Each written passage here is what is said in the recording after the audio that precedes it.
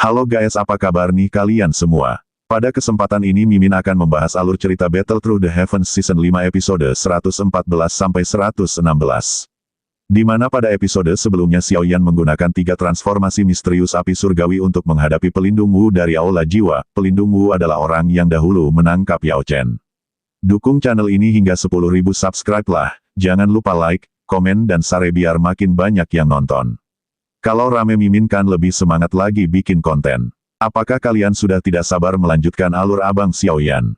Oke, kalau gitu langsung aja lah gas. Secepat kilat Xiaoyan melesat ke arah pelindung Wu. Dengan kecepatannya saat ini bahkan pelindung Wu tidak mampu mengejarnya. Di mana saat ini Xiaoyan berada di bintang 7 Dousong. Pada akhirnya pelindung Wu harus menerima hadiah teratai api dari Xiaoyan. Meski demikian, pelindung Wu belumlah mati. Ketika hendak menyerang lagi, serangan Xiaoyan ditahan oleh Tianxie. Pelindung Wu sudah mengirim sinyal bantuan. Kemungkinan tidak lama, bantuan tersebut akan tiba. Sebelum itu, ia meminta Tianxie membantunya menghadapi Xiaoyan. Tianxie dibantu oleh 2 orang lainnya yang juga berada di tingkat Dousong.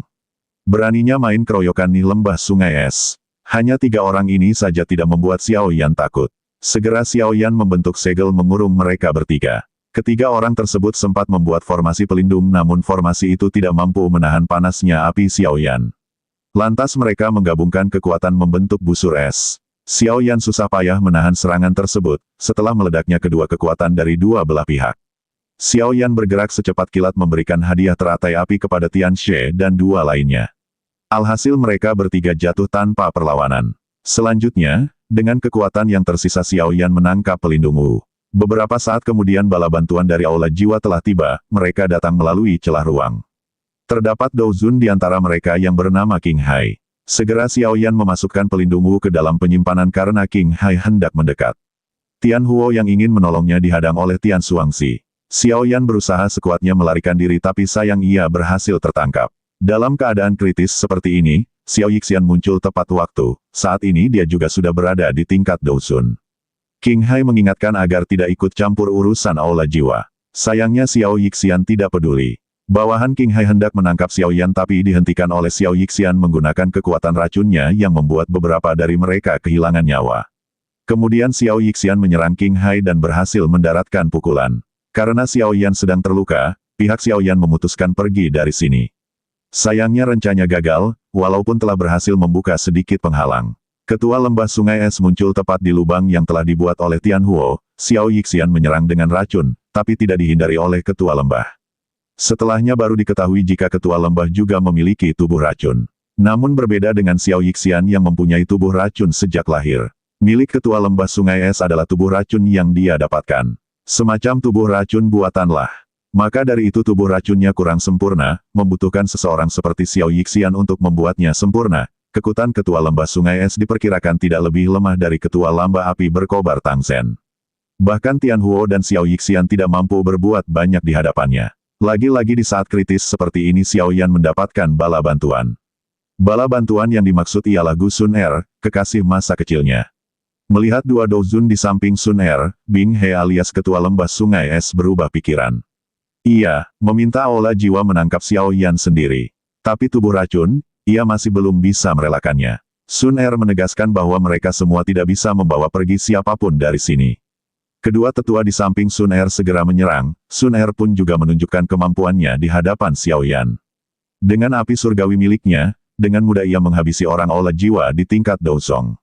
Kemudian ia menghancurkan formasi energi dingin yang dibuat oleh lembah sungai es.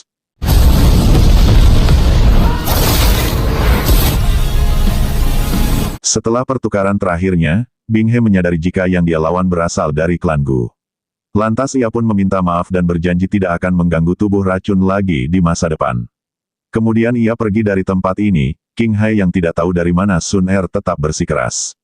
Sayangnya usahanya sia-sia bahkan harus kehilangan nyawa. Selanjutnya, Xiao Yixian dan Sun Er saling berjabat tangan. Singkat cerita kini Xiaoyan sudah kembali tampan seperti sebelum babak belur. Ia menceritakan tujuan selanjutnya adalah menyelamatkan gurunya dari Aula Jiwa. Sun Er mengingatkan agar tidak gegabah, meski dibantu oleh 2 Dou Zun. Maksudnya Tian Huo dan Xiao Yixian itu juga akan sulit menyelamatkan Yao Chen. Tiba-tiba saja Sun Er bertanya tentang ayah Xiao Yan. Sontak Xiao Yan terperangah. Apakah dia lupa dengan ayahnya? Mengapa ia tidak pernah ditunjukkan Xiao Yan mengingat ayahnya?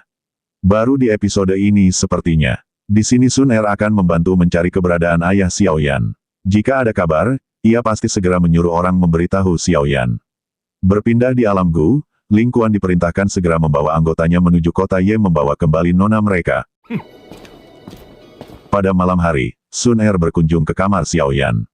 Ia memberikan segel ketiga dari mantra segel kaisar. Jika kalian ingat, Xiao Yan sudah diberikan segel pertama dan kedua pada saat di Akademi Jianan. Sun Er menyegel tempat ini agar pembicaraan mereka tidak diketahui oleh orang lain. Ia ingin tahu apakah giok kuno yang berada di tangan Xiao Yan diketahui oleh orang lain. Dari Sun Er diketahui jika klan Gu juga ingin mendapatkan giok kuno tersebut. Sejak zaman kuno jarang ada master yang menerobos Doudi. Kaisar Tuoshe adalah Doudi terakhir yang muncul di benua Doqi. Dia meninggalkan sebuah kediaman. Giok kuno adalah kunci untuk membuka kediaman itu juga menjadi alasan, Aula Jiwa menangkap ayah Xiao Yan. Dahulu keluarga Xiao pernah menjadi kekuatan hebat di benua Doqi. Leluhur keluarga Xiao waktu itu juga adalah jenius yang menakjubkan. Hanya dalam waktu beberapa ratus tahun, sudah berada di peringkat atas benua. Keluarga Xiao yang dipimpinnya memiliki hubungan sangat baik dengan klan Gu. Jadi, saat dia meninggal dia membuat perjanjian dan minta klan Gu untuk menjaga keluarga Xiao. Mempertahankan keturunan keluarga Xiao pada saat kritis. Sayangnya seiring terpuruknya keluarga Xiao, keluarga Xiao hanya bisa meninggalkan dataran tengah. Terakhir menetap di kerajaan Jiama. Perjanjian juga kehilangan keabsahannya. Waktu itu dirinya pergi ke kediaman Xiao.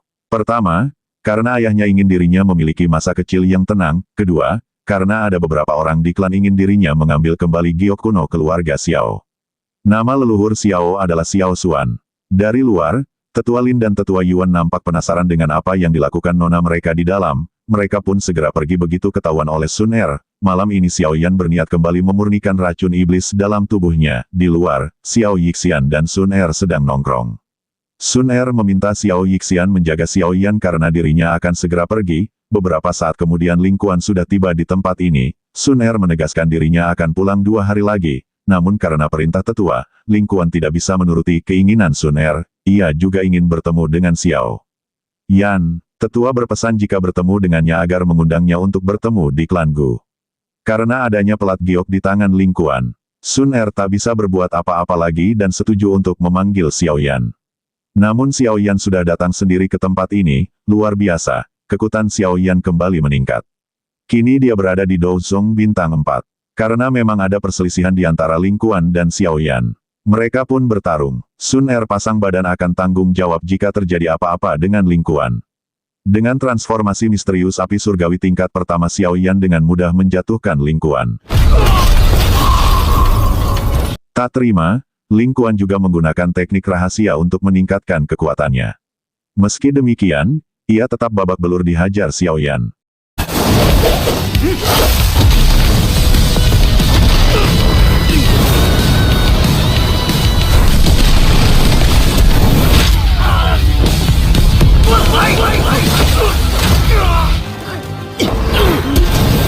Sun Er akan pergi, Xiao Yan meminta Sun Er menunggunya di klan Gu. Ia akan pergi ke klan Gu setelah mengikuti konferensi pil, dan menyelamatkan gurunya.